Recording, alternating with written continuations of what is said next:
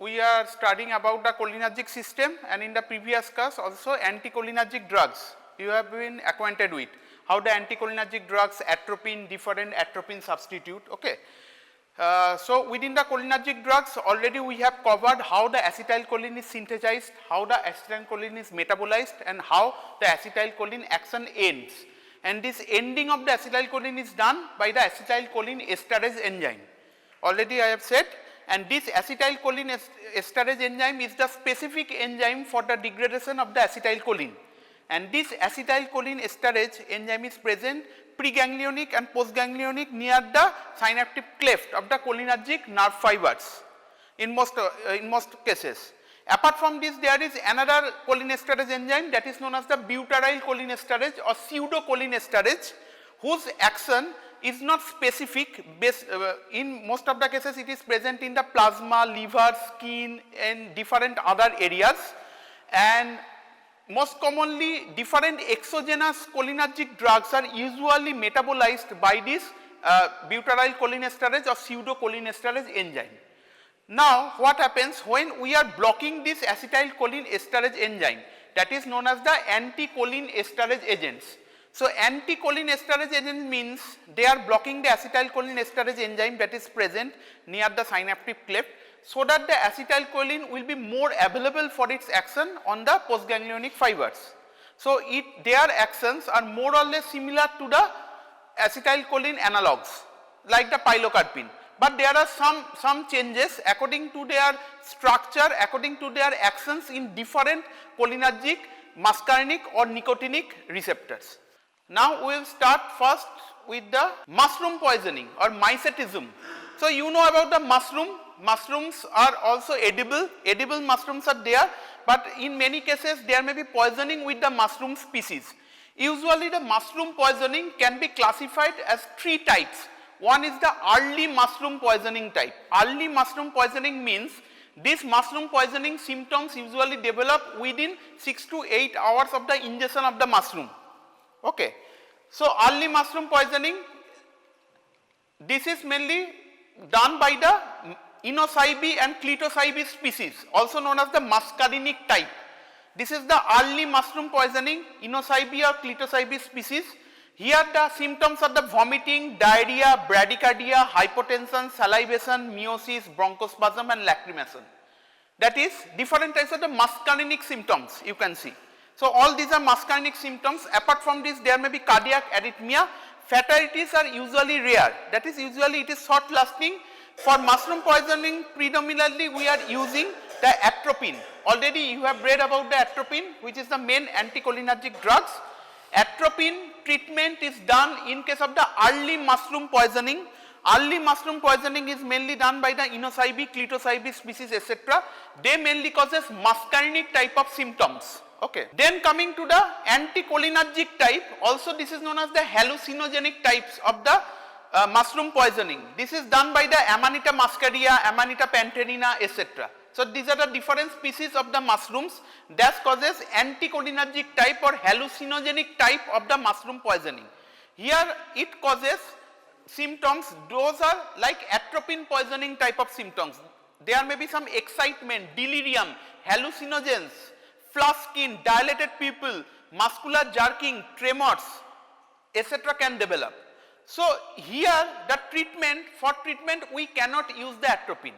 So hence we have to differentiate between the muscarine type as well as the hallucinogenic type or the anticholinergic type. Here the symptoms are like that of the atropine poisoning. So we cannot use the atropine as a remedy for this type of the poisoning. Here we have to use the anticholinesterase agents we will discuss later, like physostigmine. Apart from this, benzodiazepines like lorazepam can also be used. So physostigmine, which is an anticholinesterase, that is they block the acetylcholinesterase enzyme and makes acetylcholine more available in the synaptic cleft. That is why they ultimately antagonize this atropine like actions of this muscarine poisoning. So this is second type, hallucinogenic or anticholinergic type. Apart from this, there is the third type is the delayed type or amatoxin type cyclopeptides that is usually available in Amanita phalloides, Amanita verna, Galerina etc. different types of the species. Here the toxic compound is the amatoxins. Amanitin compound is present in the mushrooms that are also known as the amatoxins. This amatoxins causes the delayed type of the mushroom poisoning. Here after approximately 8 to 12 hours, in some cases after approximately 24 hours also, there may be some abdominal cramps and vomiting, and then there may be some liver failure, kidney failure, hepatic encephalopathy, renal failure. All this can happen.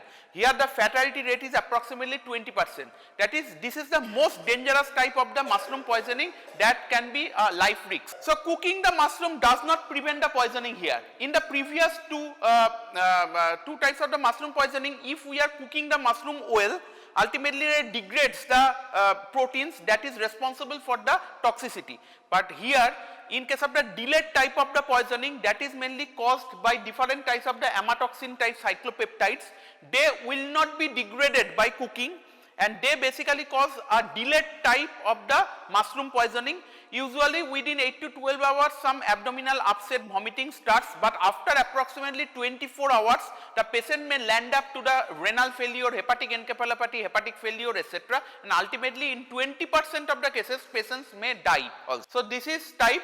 A variety of the antidotes like thiactic acid, penicillin, corticosteroids, etc. tried. Usually the treatment is the symptomatic.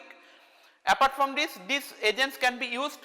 Aggressive fluid replacement, intensive care support, silmyrene, or different types of the supplementary agents can be used for the treatment of this delayed type of mushroom poisoning. So here the principal toxins is the amatoxin, which is a alpha and beta amanitin, which is a group of the cyclic octapeptide that basically inhibit the RNA polymerase II and hence block mRNA synthesis. That's why this is more vigorous, more ferocious. Okay. So basically they are inhibiting the RNA polymerase II and block the mRNA synthesis, and ultimately that causes cell death, and that's why there may be some liver, kidney failure, etc. This is the most dangerous species of the mushrooms. Remember Amanita phalloides. Amanita phalloides, this is the most dangerous type of the mushroom that can cause delayed type of the mushroom poisoning that may lead to 30% mortality. So apart from this, there are some gastrointestinal type. Only some gastrointestinal upset can happen due to some mushroom species. This hallucinogenic type is more or less similar to this anticholinergic type. This is also done by the psilocybe. Now the question is, why atropine should not be prescribed in anticholinergic type of mushroom poisoning? Already I have said. So mushroom poisoning when happens, we have to classify whether the mushroom poisoning is early mushroom poisoning. That can be recognized by seeing the onset of the action of this mushroom poisoning. In these cases atropine is beneficial for the treatment only in case of the early mushroom poisoning. In case of the hallucinogenic mushroom poisoning, which is basically shows the symptoms of the anticholinergic type, here we cannot use atropine as an antagonistic agent. Here we have to use some acetylcholinesterase inhibitor like physostigmine for the treatment. And the last is the most dangerous type, where we have to use the different types of the supplementary agents. We have to use the silmyrene, thiactic acid, penicillin, etc. So intoxication produced by the Amanita muscaria and related Amanita species arises that leads to different types of the neurologic and hallucinogenic properties, and these properties are caused due to different types of the proteins like mucimol, ibotenic acid and other isoxazole derivatives. So mucimol, ibotenic acid and isoxazole derivatives are mainly responsible for this anticholinergic type, hallucinogenic type, CNS type of the symptoms of the mushroom poisoning. These agents stimulate the excitatory and inhibitory amino acid receptors, and symptoms may be irritability, restlessness, ataxia, hallucination and delirium to drowsiness and sedation. So here if we are using the atropine, that basically exacerbate or aggravate the symptoms of the mushroom poisoning, this hallucinogenic type of the mushroom poisoning. Here benzodiazepines may be used and physostigmine can also be used. So now coming to the anticholinesterase agent. Anticholinesterase agent can be broadly classified as a reversible and irreversible. So basically they are attaching with the acetylcholinesterase enzyme. So whether this attachment is reversible or not, that leads to these two types of the classification. Reversible may be carbamate and non-carbamate according to their chemical structure, and irreversible again can be carbamate and organophosphate type of the anticholinesterase agent. These anticholinesterase agents are most commonly used in different types of the insecticides, and also in different types of the warfare agents like nerve gases. Mostly these are discovered during the Second World War era. So, mostly in cases of the warfare insecticides. Apart from this, there are some anticholinesterase agents that are used for the treatment or in therapeutic purposes. The most common use where these are used, where these anticholinesterase agents are used is the Myasthenia gravis. We will discuss about this. Myasthenia gravis is an autoimmune disease where the treatment mainly is this anticholinesterase agents. So, firstly coming to the names, reversible carbamate is the physostigmine, neostigmine, pyridostigmine and reversistigmine. Non-carbamates example is the hydrophonium, tacrin, donepezil and galamine. Okay. Within the irreversible carbamates are this carbaryl, propoxur. These are used in different types of the insecticide, nerve gas, etc. Organophosphate compounds, again that contains different nerve gas as well as the insecticides like difloss, ichthyopate, malathion, parathion, tabin, sarin, soman, etc. Of this malathion, parathion, ecothiopate, these are very commonly used insecticide in our village areas also. That is why when you will see in the, you will be in the internship, you will see many patients are coming with some organophosphorus poisonings or insecticide poisoning. That may be accidental and that may be suicidal also. Okay. And these agents, tabin, sarin, soman, these are the very poisonous nerve gas. Basically these are discovered and used in Second World War and lesser used nowadays. Okay. So, this is the classification of the anticholinesterase agents. So, the function of the acetylcholinesterase already we have seen, terminating the action of the acetylcholine. So, basically we are delaying the termination of the action of the acetylcholine, anticholinesterase agent, reversible and irreversible. So, the active site of the acetylcholinesterase enzyme basically having a gorge like structure, gorge, where there are two sites where the different types of the agents can attach. One is the esteratic site, another is the anionic site. So, acetylcholinesterase enzyme basically two sites are there, esteratic site and anionic site. So, anionic site contains glutamate residues which binds the basic agents like choline, moiety of the acetylcholine, and esteratic site causes the histidine and serine residue that mainly binds the acetyl residues of the acetylcholine. So, acetylcholinesterase enzyme is the normal enzyme where the acetylcholine attaches. Acetylcholine, how it attaches? There are two sites, esteratic site and anionic site. Anionic site contains the glutamate residues where the choline parts of the acetylcholine binds, and esteratic site contains histidine and serine residue where the acetyl part of the acetylcholine binds, and after binding ultimately they will be degraded. Okay. So, in the initial catalytic step, acetylcholine binds to the enzyme's active site and is hydrolyzed, yielding free choline and the acetylated enzyme. In the next step, the covalent acetyl enzyme bond is split with the addition of the water, that is hydration. OH group comes, hydration have to occur for their degradation. The competitive inhibitors reversibly bind electrostatically and by hydrogen bonds to the active site, thus preventing the access of the acetylcholine. So, when we are using some competitive inhibitors of this acetylcholine enzyme, that is the anticholinesterase agent, they mainly blocks these areas where the acetylcholine can binds. Okay. So, that is why acetylcholine cannot be degraded. So, acetylcholinesterase enzyme, already I have said there are two sites. This is a gorge like structure, anionic site and esteratic site. Acetylcholine enzyme acts with this. This attachment mainly done by the electrostatic attraction of with the anionic site the choline residue, and the esteratic site the nucleophilic attack by the acetyl part of the acetylcholine enzyme residues. So, by this means, so first when the acetylcholine comes, acetylcholine by means of the electrostatic attraction, its choline part joins with the anionic site, and then there will be nucleophilic attacks at the serine site, which is the esteratic site, and ultimately the acetyl part clipped off by addition of the hydration, OH group comes. So, you can see OH group, this OH group basically comes and joins OH hydration. So, how do organophosphates react with acetylcholinesterase enzyme? Organophosphates attach to the esteratic site, the anionic site is usually free.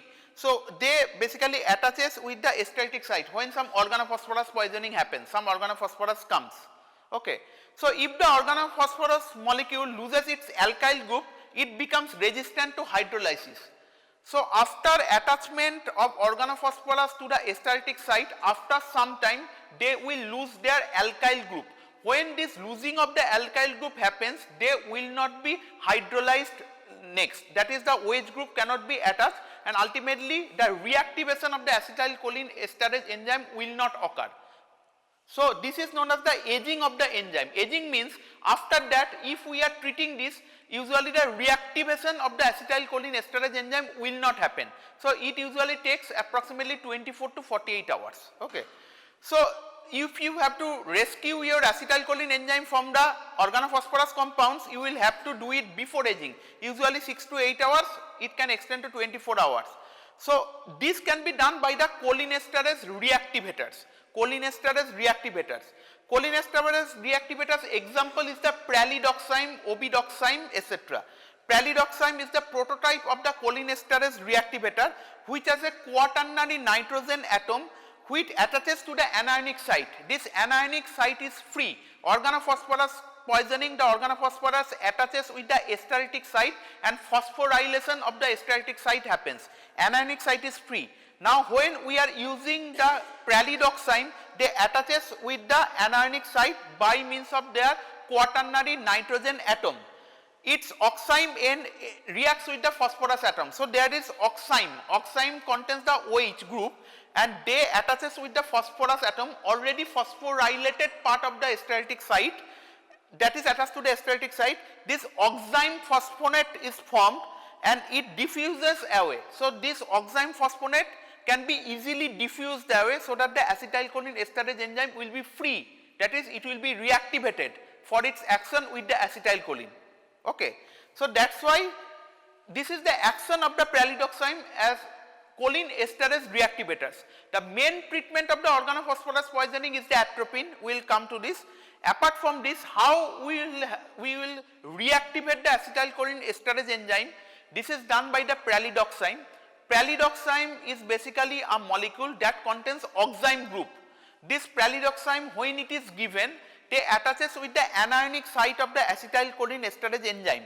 Anionic site is free in case of the organophosphorus compounds. When a organophosphorus poisoning is happen, the organophosphorus contains phosphorus group, that phosphorus attaches with the esteratic site and phosphonate group is formed. And when oxime is given, oxime attaches with the anionic site and its oxime part binds with that phosphonate group. And this oxime phosphonate is easy to diffuses away from the acetylcholinesterase enzyme. So when it will be diffuses away, so it will be free to bind with the normal acetylcholine enzyme. So ultimately this is known as the reactivation. But this reactivation of the acetylcholine usually will be done within the first 6 to 8 hours or maximum 12 to 24 hours. Because after that organophosphorus compounds, its alkyl group is lost and it binds tightly with the phosphonate group of the esteratic site. So even if the oxime is given, that oxime phosphonate cannot be formed and that cannot diffuses away from the enzyme. So this is known as the aging of the enzyme. So if a patient comes quickly, if a organophosphorus patient comes quickly to you, you can use the oximes. But if the organophosphorus patient comes after 24, 48 hours or after 3 days, even if we are giving oximes, that will not counteract, will not reactivate the cholinesterase enzyme, rather it can deteriorate, because this pralidoxime also have some this action, because they are attached with the anionic site, so their actions are like that of the anticholinesterase. Okay. So their actions very mild, so they can deteriorate also if we are using it later. So general features of the reversible anticholinesterase, they are usually esters of the carbamic acid. They may combine with both anionic and esteratic site. That's why in case of the carbamate poisoning, we cannot use the oximes, because in case of the carbamates block both the anionic site as well as the esteratic site. That's why even if we are using the oxime, they cannot bind with the acetylcholinesterase enzyme. So they form complexes which are hydrolyzed at a rate slower than the acylated enzyme, leading to temporary inhibition of the enzyme and resulting accumulation of acetylcholine at cholinergic sites. So basically this is about the carbamates. So in case of the carbamate poisoning, we cannot use the oximes. Only in case of the organophosphorus poisoning, we can use the oximes. They inhibit acetylcholinesterase and butyrylcholinesterase almost equally. Lipid soluble agents like physostigmine have more muscarinic, ganglionic stimulant and CNS effects, and lipid insoluble agents like neostigmine and idroponium had more marked effect on skeletal muscle and ganglia. So there are some lipid soluble agents, lipid insoluble agents. This physostigmine is basically a lipid soluble agent. Lipid soluble agents have more actions on the muscarinic, ganglionic and CNS, and they can cross the blood-brain barrier, but they have less effect on neuromuscular junctions. But in case of the lipid insoluble agents like neostigmine or idroponium, they have more marked effect on skeletal muscle as well as the ganglia.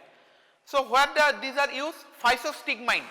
Physostigmine is basically used as a miotic in ocular hypotensive in case of the glaucoma. In glaucoma, there are usually intraocular pressure is raised. Already you have read about the glaucoma in the adrenergic class.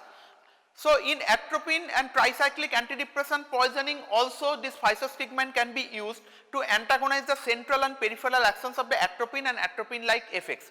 Because later you will read about the tricyclic antidepressants and different other drugs which have different types of the anticholinergic effects, because they also act on different receptors of the cholinergic receptors. So here is also the role of the physostigmine is there. So physostigmine can be used in different types of the poisoning also. Neostigmine is a poor oral absorption, does not cross the blood-brain barrier and conjunctiva, mainly used for myasthenia gravis, poisoning of the D-tubocurarine. D-tubocurarine is a skeletal muscle relaxant, we will read about the latter. If there is poisoning with this, for example arrow poison, it is used as arrow poison by the South American tribe, the D-tubocurarine, Q-real like. Here to reverse this we can use the neostigmine. Physostigmine and neostigmine main difference is physostigmine is a tertiary ammonium compound and neostigmine is a quaternary ammonium compound, larger. Okay. So that's why physostigmine can enter the blood-brain barrier, they can go to the CNS. So they have CNS effects, but neostigmine does not have CNS effect, they cannot cross the blood-brain barrier. Idroponium is a shorter acting ones, mainly used for diagnosis of the myasthenia gravis. Pyridostigmine is more or less similar to the neostigmine. This is also used for the treatment of the myasthenia gravis. We will come about the treatment of the myasthenia gravis. Ambinonium and decamerium, lesser used nowadays. This is also used for myasthenia gravis or glaucoma. Apart from this, some acetylcholinesterase, anticholinesterase agents are used in Alzheimer's disease. The benefit is questionable. Different researches is going on, but in spite of this, these are now the mainstay of the therapy for the treatment of the Alzheimer's disease, in addition to another drug that is known as the memantine, which is a NMDA receptor antagonist. So these are the anticholinesterase enzyme plus memantine, which is a NMDA receptor antagonist is used. Tacrin, donepezil, rivastigmine and galantamine. So tacrin, donepezil, rivastigmine, galantamine, these are the anticholinesterase agents that are used for the treatment of Alzheimer's disease, senile dementia.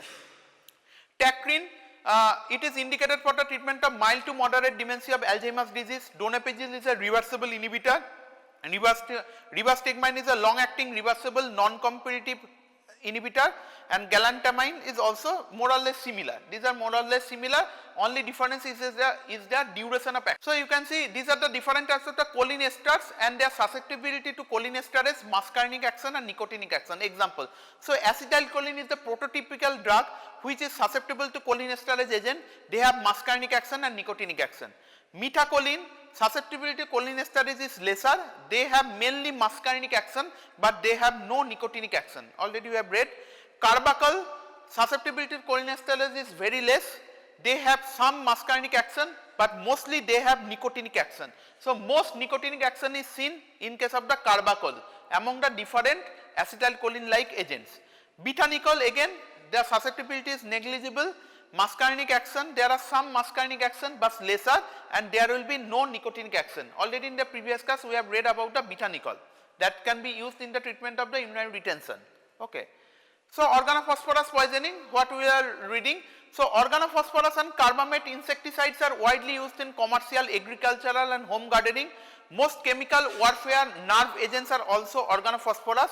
They inhibit the enzyme acetylcholinesterase, cause an increase in acetylcholine activity at nicotinic and muscarinic receptors and in the central nervous system.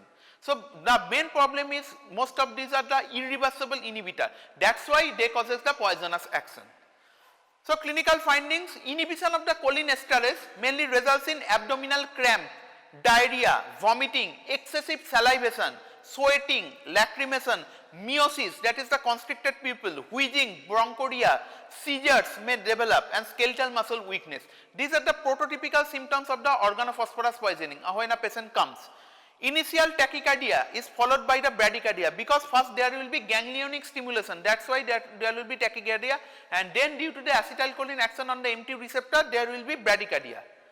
Profound skeletal muscle weakness happens because there is so much acetylcholine activity, aggravated by excessive bronchial secretion and wheezing, may result in respiratory arrest and death.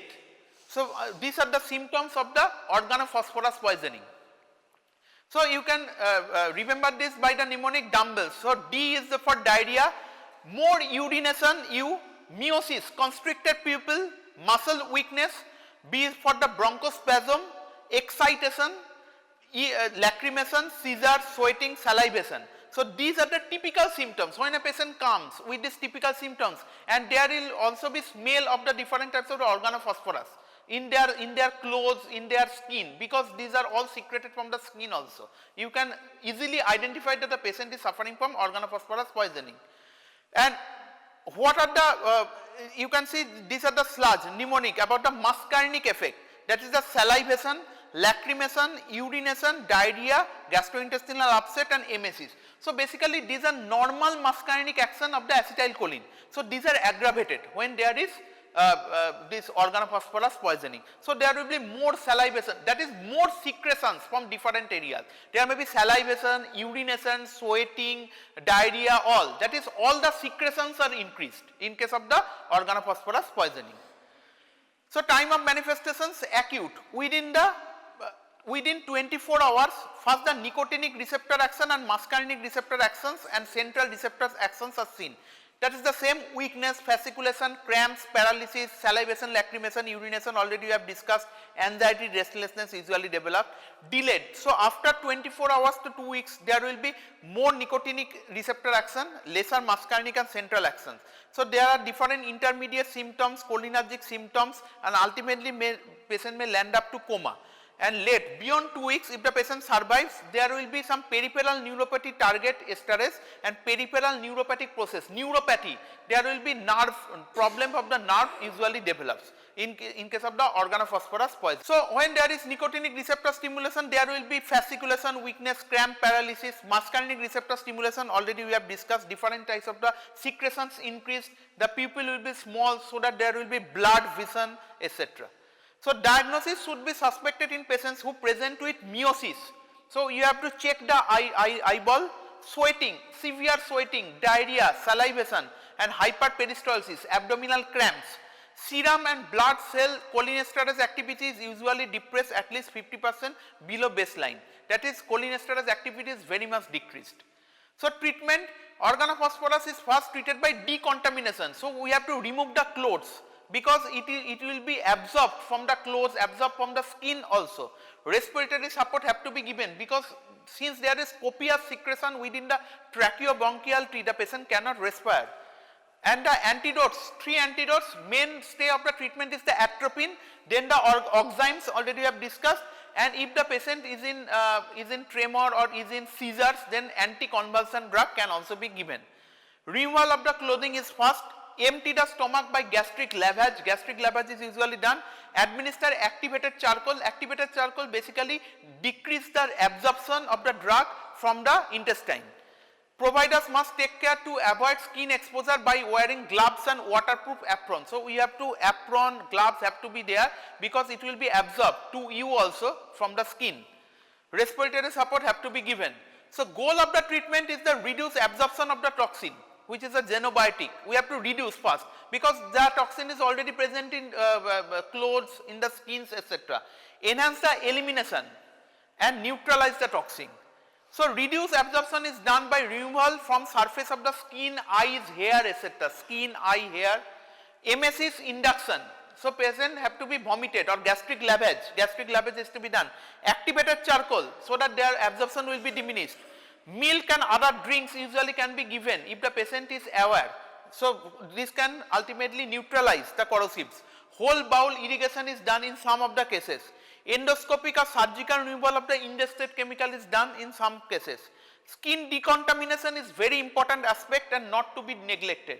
So first thing, when a patient comes with the organophosphorus poisoning, you have to do the removal of the clothes and skin decontamination, including the eyes, the skin, everything. Okay. Wash with soap and water. This is done by wash with soap and water after removing the contaminated clothing. Soap should contain approximately 30% ethanol, and that soap whole skin should be washed with soap and water with 30% ethanol. Gastric lavage, activated charcoal, already we have seen gastric lavage how it is done, details is not required. Now the specific treatment is the atropine. So atropine is the main anticholinergic drug, already we have seen, that reverses the excessive muscarinic stimulation and is effective for the treatment of salivation, bronchial hypersecretion, wheezing, abdominal cramping, sweating, everything. So however, it does not interact with the nicotinic receptors on autonomic ganglia and at the neuromuscular junction, so they has no effect on muscle weakness at first. So mainly they acts on the to decrease the different types of the muscarinic symptoms, and these muscarinic symptoms mainly may lead to respiratory paralysis and respiratory arrest. So we have to start with the atropine 2 mg intramuscular or 2 mg intravenous, 1 mg intramuscular for infants at 5 to 10 minutes interval, and we have to continue this until there will be atropinization. That is, there will be the secretions will be decreased, the eyeball will be, the meiotic eyeball will be mydriatic, and breathing is comfortable and airway resistance has returned to near normal. So atropine has beneficial effects on CNS also. So target of the atropinization, how you will detect that the patient is atropinized? Mandatory targets of systolic blood pressure should be greater than 90, the heart rate is about 110 per minute, the lung field should be clear, the pupil should be in the mid position, there will be no constricted pupil, bowel sounds is just present, and target on subsequent days is heart rate should be approximately 90 to 100 per minute or 80 per minute, more or less similar, because the heart rate and blood pressure gradually drops when there is organophosphorus poisoning, because we have already seen that this cholinergic activity first causes tachycardia and then bradycardia. So several recommendations, usually it says that in most of the cases we have to give approximately 20 or more than 20 milligram of the atropine in most of the cases for the treatment of the organophosphorus poisoning, and it is to be repeated by 2 milligram every 5 to 10 minutes, or 0.0 to 0.08 milligram per kg over 1 hour can also be given. Would take 4 hours to give 20 milligram atropine to a 70 kg male. So we can give by means of the infusion also. Anticholinergic drug 1 to 2 milligram initial basal dose, double dose every 5 minutes if target is not met, and in 20 minutes can achieve atropization for a dose of 25 milligram. So when a patient comes, first we have to decontaminate and then we have to start with the atropine dose. We have to repeatedly given the atropine every 5 to 10 minutes until the atropinization happens. How we will detect the patient is atropinized?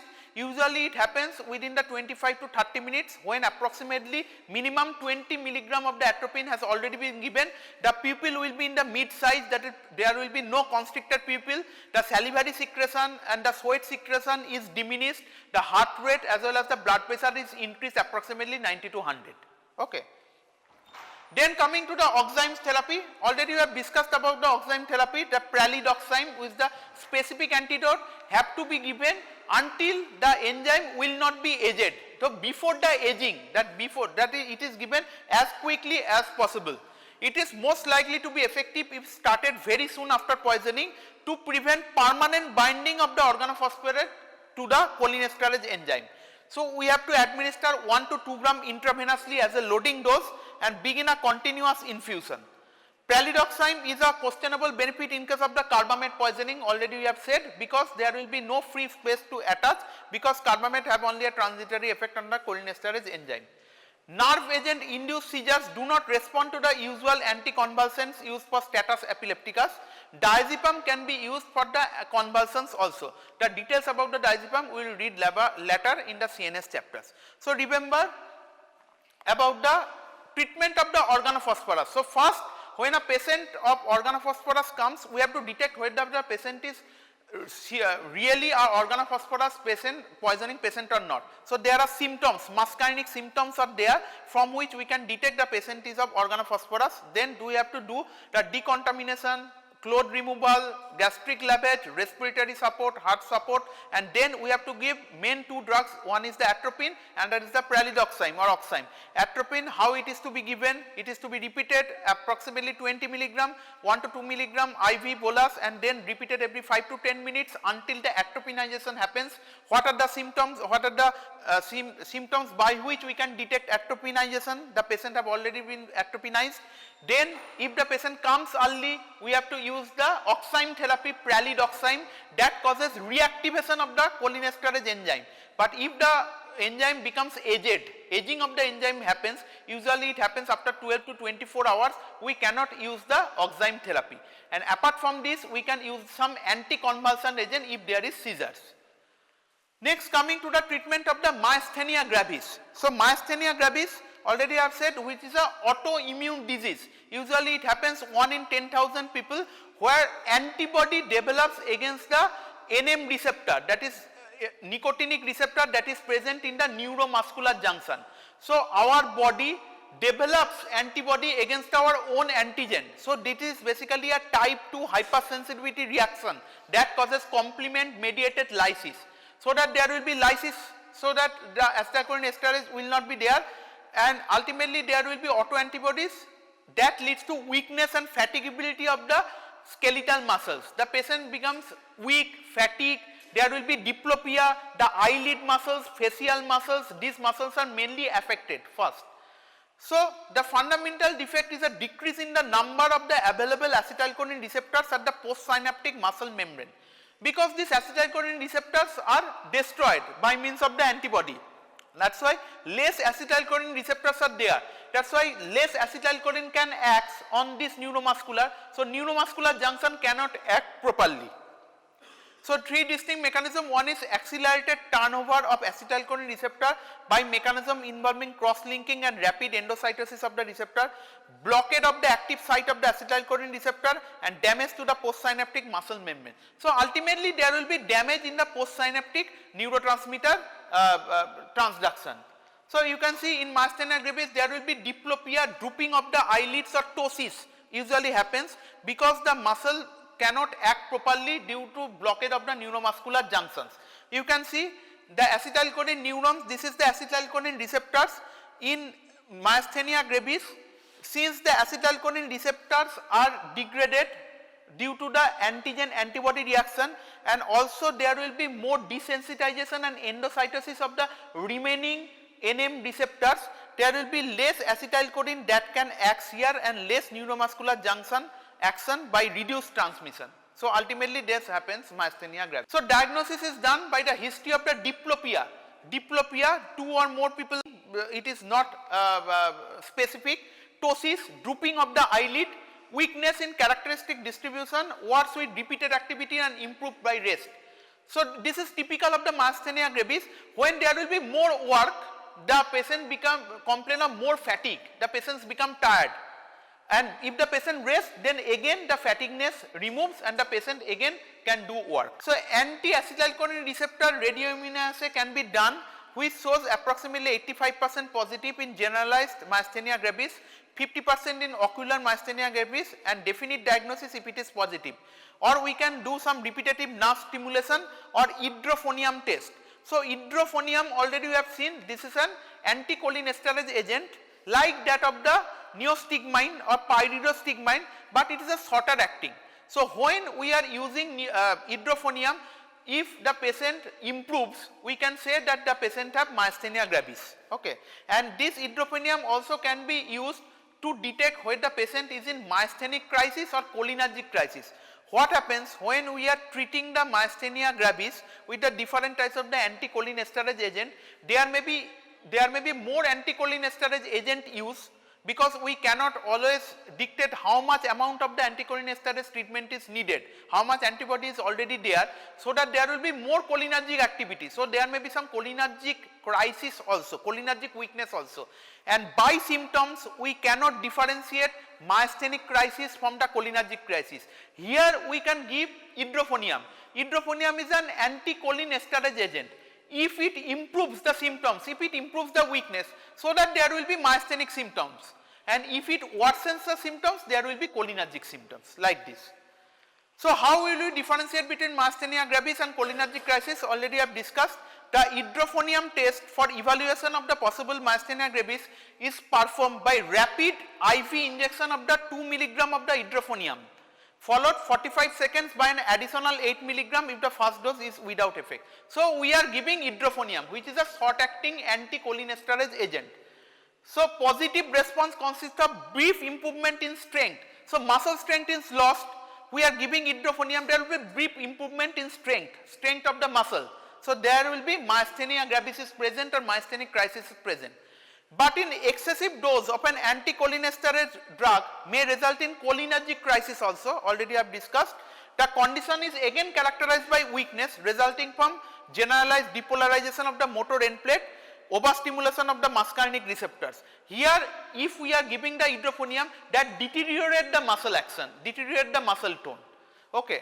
So the two types of the weakness, if we are injecting the idrophonium, if there is improvement, this is known as the myasthenic crisis.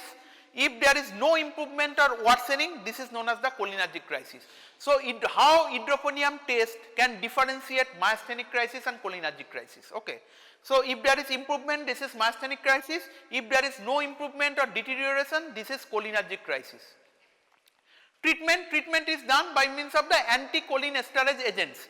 Anticholinesterase agents like physostigmine, neostigmine, amminonium are the standard anticholinesterase drugs that is used for the symptomatic treatment of the myasthenia gravis.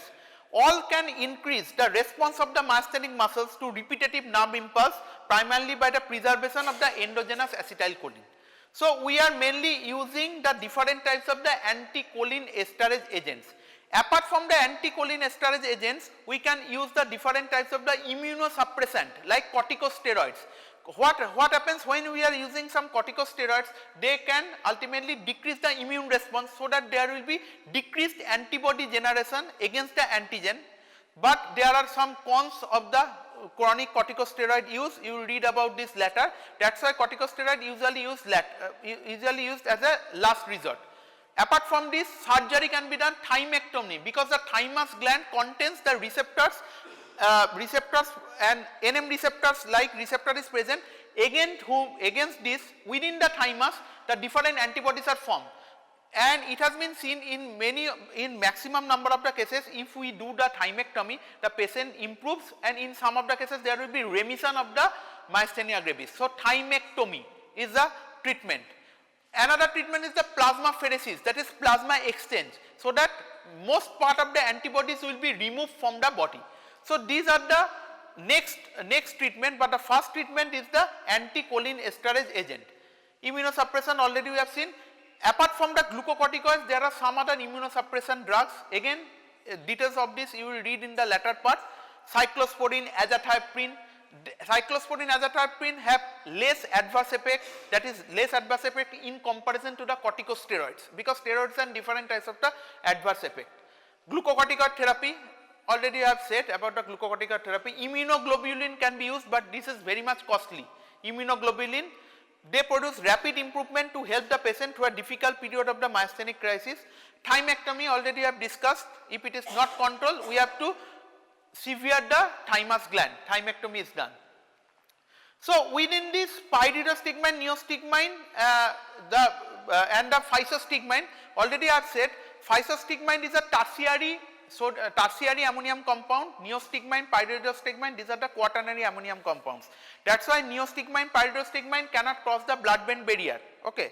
And they are mainly used for the treatment of the myasthenia gravis. On the other hand, physostigmine that cross the blood-brain barrier, that can be used for the treatment of the glaucoma, but only at the third line agent, Because again, when we are using the physostigmine, there are different types of the symptoms, different types of the cholinergic adverse effects can develop. There may be spasm of the ciliary muscle, there may be diplopia, spasm of the accommodation can happen. That is why lesser use nowadays. Neostigmine and pyridostigmine difference is neostigmine is shorter acting, pyridostigmine is longer acting. Usually neostigmine is given 6 times a day. Usually it is given by oral drug. 15 milligram it is to be started 15 milligram 6 times a day, and then the dose is adjusted according to the symptoms of the myasthenia gravis. Pyridostigmine is usually given 3 times or 2 times per day. The actions of this pyridostigmine and neostigmine are more or less similar. So we can use both of these. That is why the physostigmine usually not used, neostigmine and pyridostigmine are mainly used for the treatment of the myasthenia gravis.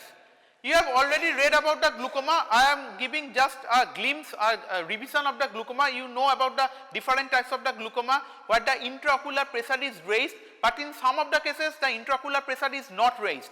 But there will be canal of the sclem will be narrow, the trabecular outflow will be less, and ultimately all this leads to glaucoma. So glaucoma may be primary or secondary. Primary glaucoma, there are no exact cause. Secondary means there are some other disease, that is why there may be some secondary glaucoma. You know about this. There may be open angle or close angle glaucoma, the angle where through the angle the trabecular framework is there, where the aqueous humor usually flows. So development of glaucoma is gradual. Flow of the aqueous humor through the drainage canal is the normal one. A drainage canal, if it is blocked, the build up of the fluid happens inside this, that leads to increase of the intraocular pressure. So you can see this is the trabecular outflow, this is the canal of sclem, and this is another is the uveoscleral outflow. Both of this outflow, trabecular outflow and uveoscleral outflow is needed for the normal functions of our eye. But if it is blocked by some different causes, that ultimately leads to build up of the aqueous humor and increased intraocular pressure. So this is the acute angle closure glaucoma. So different types of the glaucoma are there. Who is at risk? You know, with increased age the chance of the glaucoma is more. If there is some family history of the glaucoma, people of the African descent, and the people who have different comorbidities, like if there is diabetes, if there is myopia, regular long term steroid use, previous eye injury, that may predispose to patients with the glaucoma. And these are the different drugs. Already you have read about the beta blocker and alpha agonist. This beta blocker is now the first line drug for the treatment of the primary open angle glaucoma, like timolol, bitoxolol, cartiolol, etc. Alpha adrenergic agonists like dipiveprin, apraclonidine, brimonidine can also be used. Prostaglandin analog, another first line agent like latanoprost, bimatoprost can be used. Carbonic anhydrase inhibitor like dorzolamide can be used. Miotics are usually latter, that is miotics, this pilocarpine, physostigmine, these are ecotherapeutic, very lesser used. Only pilocarpine and physostigmine are used. Usually these two are used in combination, are used for the treatment of the glaucoma. So you all know about this location, etc. What are the locations of this, how the aqueous secretion and trabecular outflow and uveoscleral outflow changes by different types of the drugs. So some drugs increase the trabecular outflow, some drugs increase the uveoscleral outflow, some drugs increase both, you can see. So these prostaglandins usually increases both the trabecular as well as the uveoscleral outflow. Also the dipiveprin increases both, like this. So beta blockers, you have read about the beta blockers, how it acts. Beta blockers reduce intraocular pressure by decreasing the aqueous secretion and decrease the production of the aqueous humor. Side effects, you know about this. And there are some advantages of the topical beta blocker over miotics. So these miotics, pilocarpine, etc., what are the advantages? So there will be no change in pupil size, that is the advantage. So when we are using some miotics like pilocarpine or physostigmine, there will be changes in the pupil size that leads to diminution of vision in dim light. But when we are using this timolol, there will be no diminution of vision in dim light and in patients with cataract. There will be no induced myopia, which is especially troublesome in young patients, that may happen with the miotics. No headache or brow pain due to persistent spasm of the iris and the ciliary muscles. This may happen due to the use of the pilocarpine or physostigmine. No fluctuations in intraocular tension as occurs with the pilocarpine drops. Convenient twice or once daily application is sufficient, but for the pilocarpine or physostigmine we need 5 times or 6 times dosing. So these are mainly the advantages of the topical beta blocker over miotics. So questions can be asked, why miotics, why this pilocarpine or physostigmine are lesser used for the management of the glaucoma, beta blockers like timolol are more used, because these are the reasons. That is why the beta blocker like timolol are more used rather than the pilocarpine or physostigmine. Until 1960s, 1970s, the first line drug for the treatment of the glaucoma is the pilocarpine, physostigmine, etc. But later, with the invention of these newer drugs, now these are the first line agents. Another thing is, beta blockers should not be used at bedtime, because they may cause a profound drop in blood pressure while the individual is asleep, thus reducing optic disc perfusion and potentially causing visual deterioration. So beta blockers like timolol should not be used in bedtime in case of the glaucoma. Another is bitoxolol is preferred over timolol in asthma patients. Why? Because of selective beta 1 blocking action. This has already been done. Thus there are some selective beta 1 action, there are non-selective beta 1 beta 2 actions. So non-selective beta blocker example is the propranolol, selective beta blocker example is the bitoxolol. Timolol is also a non-selective beta blocker. So when we are using the bitoxolol, mainly in case of the asthma patients, they causes selective beta 1 blocking. There are no action on the beta 2 receptor, and you know the beta 2 receptor is present in the respiratory tree, and that leads to exacerbation of the asthma. Okay. So when we are using bitoxolol, they cause a selective blockade of the beta 1 action, and they exert protective action on the retinal neurons. By in case of the asthma, bitoxolol is preferred, timolol is not preferred. Alpha 2 agonist brimonidine, you have already read about this, brimonidine and apraclonidine. One thing about the apraclonidine is it is not suitable for long term use. So for the starting for some weeks or months we can use, but in case of the glaucoma, usually we have to give a long period of the time. The treatment is needed, where the apraclonidine or this alpha agonists are not given because of the tachyphylaxis.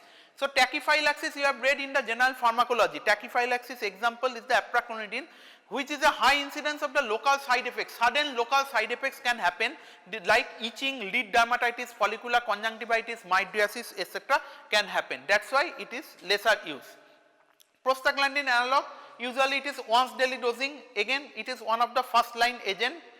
Latanoprost, travoprost, bimatoprost, uniprostone, etc. already have seen. There are some side effects like conjunctival hyperemia, foreign body sensation, etc. can happen, but these are not of very urgent situation. Topical carbonic anhydrase inhibitor like dorzolamide and brinzolamide can also be used, but they may cause allergic blepharoconjunctivitis. So allergic blepharoconjunctivitis is the adverse effect of the topical acetylcholinesterase inhibitors. Systemic carbonic anhydrase inhibitors like acetazolamide can be used in some of the cases, paresthesia, etc. And miotics. Miotics already we have seen, mainly it is used in case of the open angle glaucoma as a third line agent after the usage of the beta blocker, after the usage of the prostaglandin analogs, etc., etc. But in primary angle closure glaucoma, these miotics are usually used first line or second line. Here it causes contraction of the sphincter pupillae, and the resultant meiosis pulls the peripheral iris away from the trabeculum, thus opening the angle. Because here the angle is blocked, so we have to forcefully open the angle first. So here we have to use the miotics first. Usually the pilocarpine drops are available, usually 4 times, 5 times or 6 times is given. Carbachol can also be given. Ocular side effects already we have seen. Ocular side effects, there may be brow pain, there may be some meiosis, exacerbation of the symptoms of the cataract, visual field defect, etc. can happen. Anticholinesterase like physostigmine drops can also be given. Again, that can also lead to different types of the adverse effects like that. That is why this is also lesser is none. Apart from this, in case of the absolute glaucoma, we can use the osmotic diuretics like mannitol. Already you have read. Mannitol can be used. Apart from mannitol, there may be glycerol and isosorbide. These are the oral agents. Lesser used, but that can be used in the treatment of the glaucoma also. So treatment of the acute congestive glaucoma, we have to immediately treat this. Immediately we have to position supine. We have to give the acetazolamide intravenously. Topically, we have to give the steroids like dexamethasone and timolol, analgesia and antiemetics are given, and then for the maintenance therapy, all the different agents can be used. After 1 hour, we have to give the pilocarpine. So you have used, this is the acute congestive glaucoma. This is the acute case. We have to treat it acutely. We have to start with the acetazolamide injection, then we have to give the dexamethasone, timolol, then we have to give the pilocarpine. We have to give the miotics. should be started half to 1 hour after commencement of the treatment, by which time the reduction of the iris ischemia and lowering of the intraocular pressure allows the sphincter pupilla to respond to the drug. And the fellow eye, that is the other eye, is also to be treated prophylactically with 1% pilocarpine until laser iridotomy is performed. Usually laser therapy is given after that because the angle is closed, congestive glaucoma.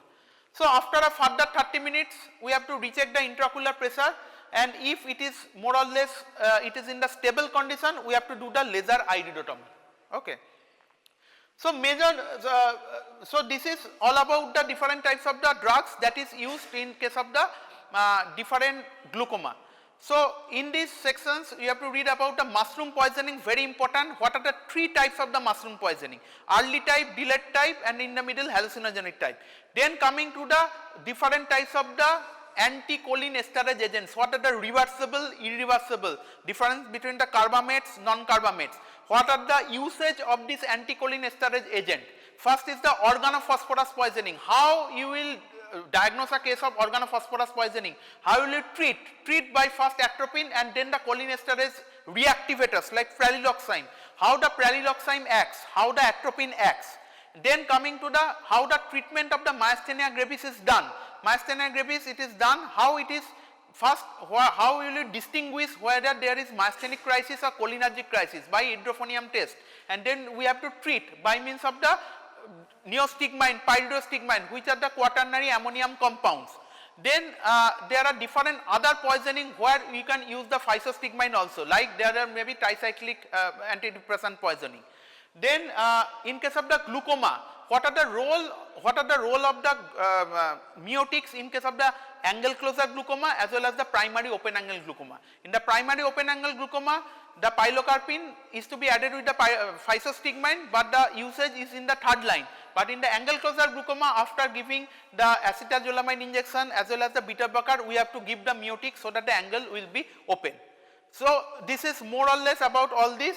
Now just 3 MCQ short. Just tell major neurotransmitter in parasympathetic system is, which is the major neurotransmitter? Acetylcholine, right?